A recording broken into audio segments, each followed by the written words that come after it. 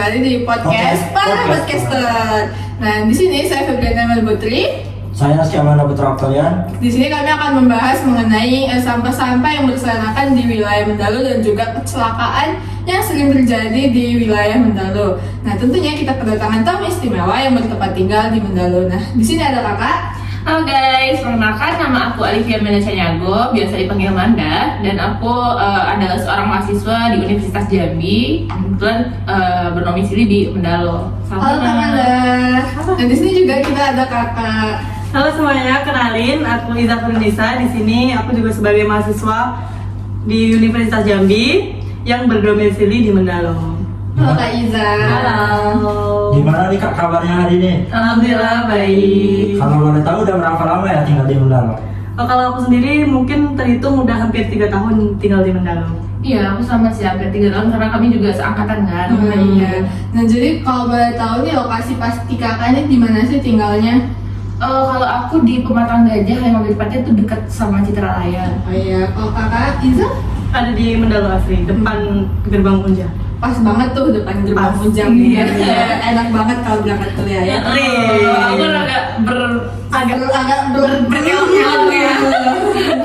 Nah, jadi kan tumpukan sampah yang di Mendalo itu banyak banget gitu ya Kak, berserakan di beberapa titik dan baunya itu menyengat banget. Nah, gimana sih tanggapan Kak Iza dan Kak Manda mengenai sampah itu? Oke, sejauh aku tinggal di Mendalo nih ya, mungkin sebelum, karena di sini aku udah pindah kos 2 kali kebetulan. Gimana sih tuh Kak? Dan kos yang pertama itu lumayan susah untuk buang sampah. Jadi untuk buang sampah aku harus pergi keluar dulu, bawa sampah tuh pergi keluar, dan menurut aku ribet. Dan untuk cari tempat pembuangan sampah yang benar-benar proper, memang tepat untuk buang sampah itu tuh susah di sini, jauh. Pertama mungkin ada di depan Mitra Bangunan. Oh, Mitra Nah, Bangunan. iya, Mitra Bangunan, dan itu sangat jauh dari Mendalo. Iya, jauh banget memang. Jauh dari Masuk Mendalo. kota ya, Jen? Ya, dan bisa sebenarnya kita melalui agen buang sampah. Cuman datangnya 3 hari sekali atau berapa hari sekali, dan itu menurut aku udah terlalu lama untuk menumpuk sampah. Iya, keburu bau. Kemudian benar, habis itu sore ini kita buang sampah, setiap sore dibuang gitu. Dan itu cukup mengganggu sih. Lumayan sulit juga akses buang sampahnya Iya, gitu ya betul. Kak. Kalau Kak Manda gimana nih? Nah, kalau aku kebetulan aku ngekosnya itu di perumahan. Iya. Sebelumnya itu di Aston Villa. Benar kata Kak Iza tadi. Kalau kami di perumahan itu ada agen sampahnya gitu Iya. lah. Menjemputnya itu 2 kali atau 3 kali dalam 1 minggu. Nah, tapi itu benar-benar tergantung agennya. Kalau misalnya agennya dalam keadaan sakit atau berhalangan, sampah di depan rumah kita bakal bertumpuk kan. Iya.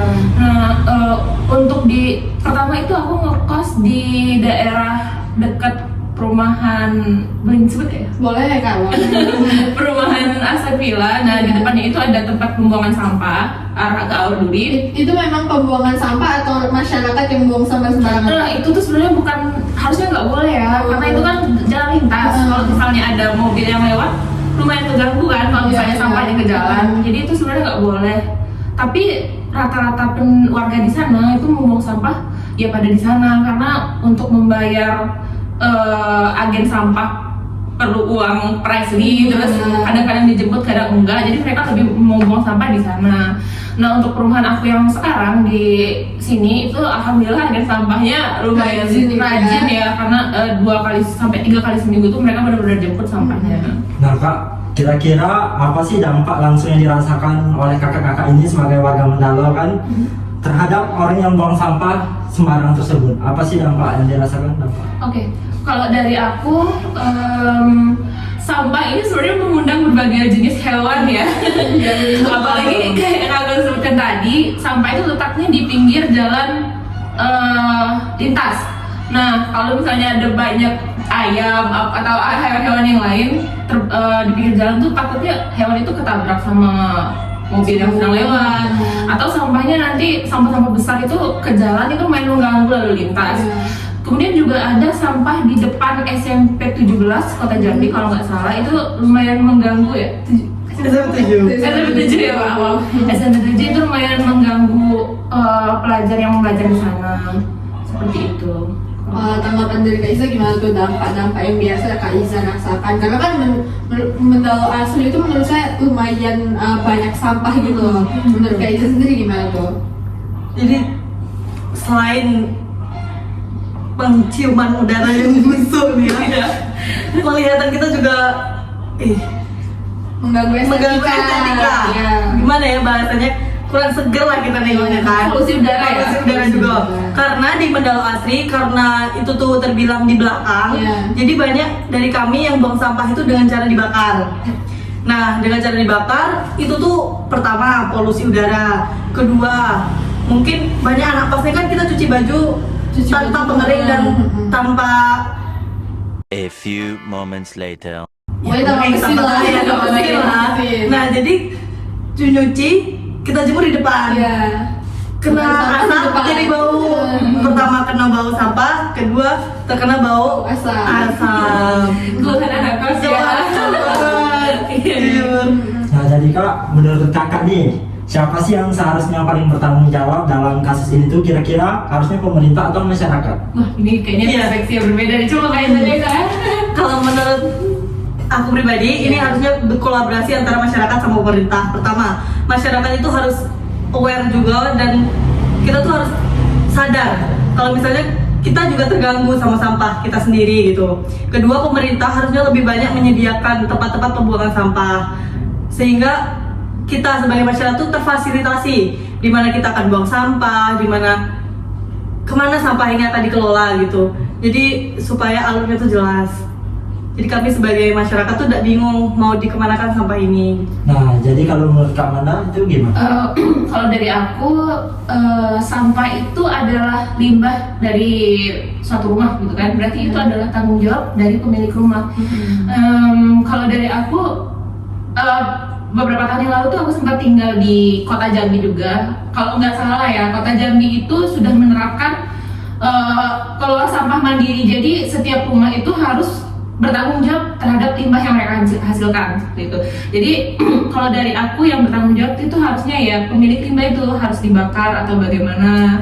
Jadi harus dari pemilik rumah sih, dari pemilik limbahnya. Jadi ada nggak sih saran dan tips untuk mengolah limbah nih supaya nggak berserakan di jalan gitu untuk pemerintah atau untuk masyarakat dari Kak Iza atau Kak Manda gitu? Oh, kalau aku maaf ya. Harus ya. Kebetulan ayahku di Kerinci itu punya beliau tuh sudah menerapkan kelola sampah mandiri walaupun kami di Kerinci, aku domisili Kerinci sebenarnya kebetulan. Ya ayah tuh punya kelola sampah mandiri di rumah. Jadi kami punya lahan di belakang lahan yang terbuka di belakang. Ayah tuh biasanya setiap pagi atau setiap sore itu selalu membakar sampah yang dihasilkan dari rumah gitu, seperti itu. Kalau Kak Iza ada nggak sih tips and trick gitu? Mungkin yang bisa dilakukan itu pembuatan lubang ya.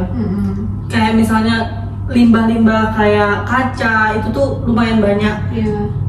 Di contohnya kami sendiri di kosan itu tuh banyak sekali menghasilkan sampah-sampah kaca seperti kaca parfum atau obat-obatan. Nah itu karena tempat tidak terfasilitasinya buang sampah secara aman, jadi kalau kita buang sembarangan itu akan bahaya banget kan untuk kita.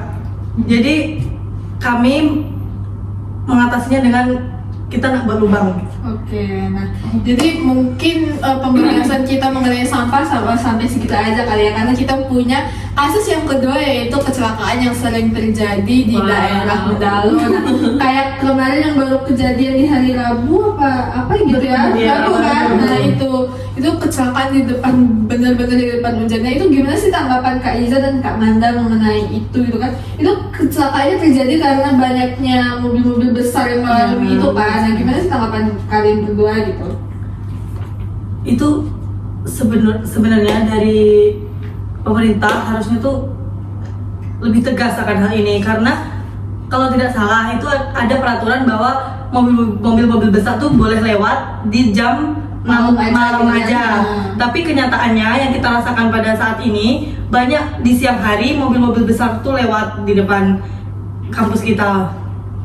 itu harusnya lebih ditindak tegasi oleh pemerintah sih, karena mengingat banyaknya korban yang sudah kecelakaan Iya, gitu kan. Ya, betul. kalau menurut kamu tuh gimana nih? Ya, aku kebetulan kan seperti yang udah dibilang tadi, aku udah 3 tahun Iya. tinggal di Mandalo. Kasus kematian akibat kecelakaan, apalagi karena truk-truk besar itu udah lebih dari 10 bisa dikatakan. Udah banyak Banyak banget. Dan itu tabrak atau kecelakaan di Mandalo itu memang benar-benar mengakibatkan korban jiwa langsung di tempat meninggal. Dan sejauh ini jujur aku sebagai warga yang tinggal di sini belum melihat tanggapan dari pemerintah terhadap hal ini. Yang baru dilakukan itu batubara, mereka tuh menguranginya tuh dari batubaranya lewat darat, sekarang sudah lewat laut. Tapi tetap aja Mandalo ini sekarang penuh dengan batubara, truk besar itu, dan kasus kematian itu tetap sama dengan yang sebelumnya, nggak mengurangi gitu. Seperti itu sih. Kak, Boleh? nah, jadi saya izin bertanya nih, kira-kira upaya apa sih yang bisa dilakukan untuk mengurangi angka kecelakaan di lingkungan Mandalo ini? Kalau dari aku, untuk pengemudi motornya itu sendiri, kebanyakan mereka sudah menggunakan helm, sudah berlengkap. Jadi memang kematian itu tidak bisa dilewatkan ya, sudah ada. Dan itu karena truk gitu kan. Mungkin upaya dari pemerintah itu menyediakan bisa kayak kita tadi ada jamnya mereka lewat, atau dibuatkan jalan khusus, pelebaran jalan bisa, atau dibuatkan jalan khusus. Bukan di Mandalo, karena Mandalo ini kan pure mahasiswa yang sama yang Karena pulang kampus Iya, dengan karena diapit 2 kampus besar gitu. ada itu kan, ada UJA, ada UIN, penuh mahasiswa di sini ya. Seperti itu kalau dari aku. Kalau dari Kak Iza? Setuju sih, setuju. Mungkin mahasiswa kayaknya bukan sekali 2 kali melakukan demo ke pemerintah terkait hal ini. Iya, sering banget tuh Iya, sering banget. banyak demo gitu. Ya, namun kenyataannya sampai sekarang belum kita rasakan dampaknya. Bagaimana kita hanya dijanjikan akan terjadi pelebaran, akan terjadi pengalihan jalan, tapi kenyataannya juga belum ada sampai sekarang. Jadi mungkin kita di sini upaya yang dapat kita lakukan ya sama-sama kita menjaga keselamatan diri kita sendiri, baik-baik dalam berkendara, taati peraturan lalu lintas. Iya, betul Mungkin sekali. aku boleh nambahin kritik Boleh, sedikit boleh. nggak ya? Di Mandalo ini terkait dengan jalan itu lumayan serius ya. Aku melihat jalan ke rumah Kak Iza ini juga, Iya. jalannya benar-benar nggak bagus, nggak layak. Iya. Jalannya nggak layak. Tuh mancing, Jalannya hujan dikit bisa mancing. Jalannya benar-benar nggak layak. Terus jalan yang harusnya jalan lintas yang ada truk-truk, dari motor, ada mahasiswa, semua penuh di jalan itu, jalannya juga kecil. Iya. Sebenarnya itu jalannya agak kurang diperhatikan sama pemerintah. Iya sih, ngerasa juga kalau lihat Mandalo asli tuh kayak ya ampun jalannya. Gudeg-gudeg Masya Allah, ya. gitu. Dan juga satu lagi, ini anehnya perumahan Mandalo asri khususnya itu jalan sepeda kecil, enggak sih, cuman seberapa lah. Iya. Anehnya banyak sekarang truk-truk besar, enggak besar banget, tapi truk masuk ke dalam. Itu udah tahu dapat aksesnya dari mana, cuman harusnya itu dikurangi sih. Iya, iya. Karena benar-benar. sekarang lebih sering macet, jalan masuk ke perumahan macet gara-gara truk. Itu juga udah mengganggu. Harusnya memang pemerintah lebih tegas untuk menangani hal-hal seperti ini kan, karena banyak banget mahasiswa-mahasiswa yang melalui jalan lintas Sumatera ini. Juga kayak misalnya kakak kan make up dari rumah, bedanya Iya. ditambah sama bagaimana. Iya, betul ya. Kalau itu sudah hitam. Lipstick yang awalnya glossy jadi matte. Ayo, merah jadi muka. Kayaknya banget sih nggak ngerti dia bener. Iya.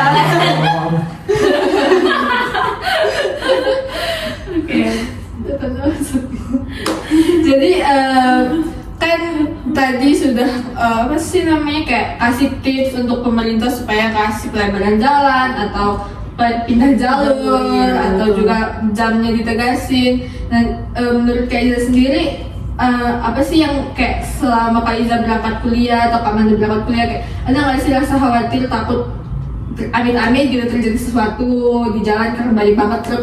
Apalagi kan Kak Iza sama Kak Manda kan banyak panitianya setahu saya ya. Nah, jadi itu sering pulang sore dan sore itu macet banget setahu saya Mandalo. Jadi gimana tuh kayak ada nggak sih rasa khawatir gitu? Jujur selalu khawatir, apalagi orang rumah selalu kayak mungkin beliau di rumah kan dengar kabar, dengar berita kecelakaan, jadi mereka tuh selalu kayak halo gimana, aman dah gitu. Jadi kita aduh khawatir. Kalau Kak Manda gitu kan apa atau Kak Manda ini ternyata pembalap gitu? Enggak Iya, aku main khawatir juga sama karena itu tadi kasus kematian kan lumayan banyak. Truk-truk ini sangat amat banyak di Mandala Raya ini ya. Apalagi supirnya ugal-ugalan. Apalagi kalau pagi telat bangun mau pergi ke kampus. Kejar-kejaran sama tuh. Kejar-kejaran terus. Tapi nggak pernah guys. Itu Gimik. Kak, kira-kira masalah ini bisa diselesaikan nggak sih atau cuma bisa diminimalisir saja agar terjadi kurangnya kecelakaan kalau dari kakak? Itu sebenarnya tergantung upaya dari pemerintah Iya, ya. betul. Karena kalau sampah tadi kita sebagai masyarakat itu bisa membantu. Tapi kalau masalah jalan, aku nggak tahu ya gimana cara mengatasinya. kita hati-hati, apalagi apa yang bisa dilakukan masyarakat. Iya, itu sebenarnya itu tadi sih saran dari kami. Mungkin pemerintah bisa membuat jalan khusus buat truk-truk itu tadi, jadi nggak lewat di Mandala. Apa bisa bikin flyover? Langsung tiba di depan gedung. Kita nyari flyover atau dia melebarkan jalan tadi yang kayak Kaiza, apakah bisa berdampak untuk menurunkan kasus kematian? Jangan sampai deh mas ada kasus kematian lagi ya. Jangan sampai deh, pokoknya kasihan orang tua yang dikabarin ada kecelakaan gitu. Hidup dalam pas-pasan gitu. Iya, kayak apalagi kayak kalau Kak Rizky nih kalau boleh tahu kan jauh ya dari rumah untuk ke Unja gitu, kayak pasti khawatir banget gitu kan. Ya, sangat khawatir tentunya ya, apalagi bukan di Mandala saja yang mobil besar ini. Di daerah rumah saya pun banyak mobil-mobil besar gitu. juga. Kak Rizky juga asal Jambi. Asli Jambi, cuman bukan di Mandala kebetulan. Kak Rizky nih Di Jeramba Bolong. Namanya aja Jeramba Bolong. tapi Namanya sebenarnya bolong-bolong ya, nggak kayak Mandala asli ya. banyak. Nggak bolong-bolong kayak Mandala asli ya. Kalau kita tukar nama. Itu kan. Soalnya Mandala asli nggak asli. Jangan gitu dong. Takut blunder. Takut. Ya. Gimana? Saya herannya itu kenapa cuma di Mandala aja yang sering kecelakaan. Di daerah saya tuh banyak juga mobil-mobil besar tapi jarang banget terjadi kecelakaan. Jadi frekuensi kecelakaan itu lebih Lebih- dikit gitu ya Ya. daripada di Atau Mandala. karena di sini lebih padat penduduk ya? Karena Iya sih kayaknya. Iya, Ya, kayaknya bisa di jadi sini lebih soalnya padat. daerah saya itu daerah-daerah terpencil. ya pencil. Iya sepertinya ya, karena kita kan diapit dari dua universitas negeri iya. terbesar di Jambi nih. Nah. Jadi kayaknya semua mahasiswa tuh tinggal di situ. Benar, Iya. yang rantau lagi Iya. mungkin lagi capek kondisinya Iya, gitu. Terus ada jam-jam macetnya nggak sih? Kayak aku perhatiin pagi jam 8 itu macet. Jam 12 siang macet. 4 sore, 5 sore macet lagi. Tapi kalau saya berangkat kuliah gitu perasaan saya jam berapapun saya berangkat rasanya macet terus. Macet terus. Lebih macet lagi ketika bulan puasa saatnya mencari Mencari berbuka. takjil. Wah, Itu parah itu. parah sampai kita mau maju saja nunggu depan Berangkat jam depan. 3 pulangnya jam 7 Iya, malam. benar. Aduh. Kalau setengah 6 baru berangkat cari takjil, pulang buka di jalan tuh namanya. Iya. Mungkin masalah di kecelakaan ini di Jambi pun, di kota Jambi pun masih ada kecelakaan, cuman kayaknya nggak sampai Yang separah akibat iya. kecelakaan jiwa gitu loh. Mungkin luka-luka ya, cuma nggak sampai Karena isdat gitu ya. kalau di Mandala kan rata-rata langsung Langsung iya Tempat di tempat ya. gitu kan. Langsung meninggal. meninggal di tempat. Dan itu lumayan tragis-tragis dan memilukan Iya. hati ya. Apalagi setahu saya yang baru kejadian kecelakaan di depan Unja itu umur 17 tahun dan Iya, lagi benar. berjualan bantu orang tuanya gitu kan. Ya ampun sedih banget. Iya. Sebelum ini juga ada di Mandalo juga, tapi udah hampir perbatasan dengan Kota Jambi. Iya. Itu juga ada kecelakaan diakibatkan mobil besar juga mogok di atas. Oh iya, tanjakan. Mau posisinya ngasih rambu-rambu itu tuh sangat terlalu dekat Iya, dengan betul. truk. Jadi mungkin pemotor itu kurang bisa mengendalikan. Posisi udah ngebut dari bawah mau ke atas, ternyata di atas ada mobil.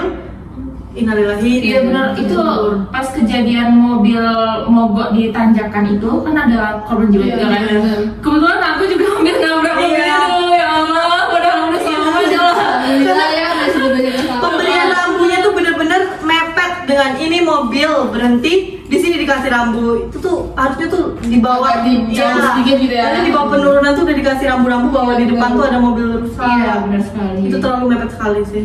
Tuh. Jadi Kak, kira-kira apa nih pelajaran penting yang bisa diambil dari kejadian kecelakaan ini, apalagi bagi generasi-generasi muda kayak kakak ini? Mungkin pesan aku buat rekan-rekan semua mahasiswa maupun pekerja yang tinggal di Mandalo, kita sekarang mau nggak mau ya kita menghadapkan sama truk besar ini. Aku mau bilang hati-hati aja di jalan, guys. Hati-hati aja di jalan. Lagu siapa tuh tadi di jalan? Tulus. Lagu Tulus. Itu putar gitu ya. Hati, nggak bisa Hati hati. di jalan. Ini maknanya juga gak beda ya. Iya, hati-hati di jalan, jangan lupa pakai helm walaupun rata-rata kecelakaannya tetap pakai helm dan helmnya terhempas entah kemana. Berarti harus diklik gitu ya. Klik, Dan- jangan lupa helmnya diklik. Nah, Gunakan helm standar SNI. Kalau Kak Iza dan Kak Nada udah belum nih? udah dong. Udah. Mau diperkenalkan sama Kiut? Oh, jadi sampai helmnya cute. Yes, Kiut. Aku dannya nggak punya namanya. Kalau motornya Motornya ada. Apa tuh namanya kalau boleh tahu? Wah, ada Kira-kira kakak-kakak ini udah pada punya SIM belum nih? Udah dong. Sudah. Sudah. Kebetulan aku sekarang usianya 21 tahun dan aku sudah punya SIM. Sedari 17 tahun sudah punya. Iya. Kak Iza juga dari 17 tahun. Iya, benar Mantap. sekali. Pengendara yang Tetap taat tertib, akan tetap aturan. tertib lalu lintas ya. Suka walaupun udah punya SIM nggak kebut-kebut aja, nanti waktu ditilang, aku punya SIM nih Pak, kayak Iya. gitu ya. Iya, benar. Hati-hati di jalan. Itu saat ditilang aja diperuntukkan. Aku tadi kepo deh. Rizky di Jalan Bolong tinggalnya tuh dekat mana tuh banyak truk juga. Kebetulan Jalan Bolong itu daerah jalan lintas kayak Mandalo ini juga Kak. Bukan jalan lintas kota gitu, makanya banyak mobil-mobil besar juga. Oke. Itu ke arah mana? Mau dari mana ke Dari arah mana ke mana? Aku pasir putih buat. Mobil-mobil besar. Beda ya? Mobil besar tuh lebih ke arah daerahnya tuh arah-arah ke Muara Jambi, daerah Seni Gelang gitu Kak. Oh, jadi mau Jadi jatuhnya Palmerah itu kota Jambi, tapi sudah berbatasan dengan Muara Jambi juga. Iya. Seperti daerah sini juga. jadi di ujung ya. Jadi kita ujung dengan ujung nih. Ya. bener. Oh, jadi lumayan jauh ya pergi ke Ya kampusnya. kalau ke kampus tuh 1 jam lah, 1 jam sebelum Oh masuk my kita harus God. sudah OTW dulu. Jadi drama telat bangun tuh Enggak, gimana? apa Kak Rizky pernah telat bangun gitu terus kebut-kebutan di Iya. jalan gitu? Ya saya sih kebetulan selalu bangun tepat waktu ya. Dicontoh ya guys ya. Keren. Kalau Kak Bibi? Kalau saya kebetulan tinggalnya di Simpang Rimbo. Tahu kakak-kakak tahu ini nggak sih Kampung Rajo? Ah. Nah itu saya di depan Kampung Rajo itu kan di situ. Kebetulan memang banyak truk juga sih di situ. Iya, Itu arah ke Palembang bukan? Iya, makanya banyak truk kan, jadi lumayan agak terganggu gitu sih. Kalau mau nyebrang gitu truknya nggak berhenti gitu. Stay safe deh buat Ya, ya. pokoknya helmnya dipakai, berkendara hati-hati. Sampahnya tadi juga lupa. Sampai ya, jangan lupa ya. Nanti habis Kelola sama kalian sendiri. di jalan haus beli minum terus sampahnya bawa barang nggak boleh Boleh. gitu guys. Jadi mungkin itu aja deh pembahasan kita hari ini. Sampai ketemu kita lagi di lain waktu ya. Teman-teman Ya. jangan bosan dan jangan trauma ketemu kita berdua lagi. Iya, makasih banyak ya udah undang kami. Makasih banyak. Harus kami nih yang makasih Oh, banyak. iya. Makasih banyak kalian udah mau datang ke podcast Iya. podcast kita inilah. Apa tadi namanya? Podcaster. Hai podcaster. Podcast lover. Podcast semua. Boleh. Jadi segitu aja mungkin pembahasan kita tentang hal ini. Kurang dan lebihnya kita juga mohon maaf. Mungkin ada yang merasa tersinggung atau perkataan kita ada yang salah. Mungkin sekian saya akhiri. Assalamualaikum warahmatullahi wabarakatuh. Dadah.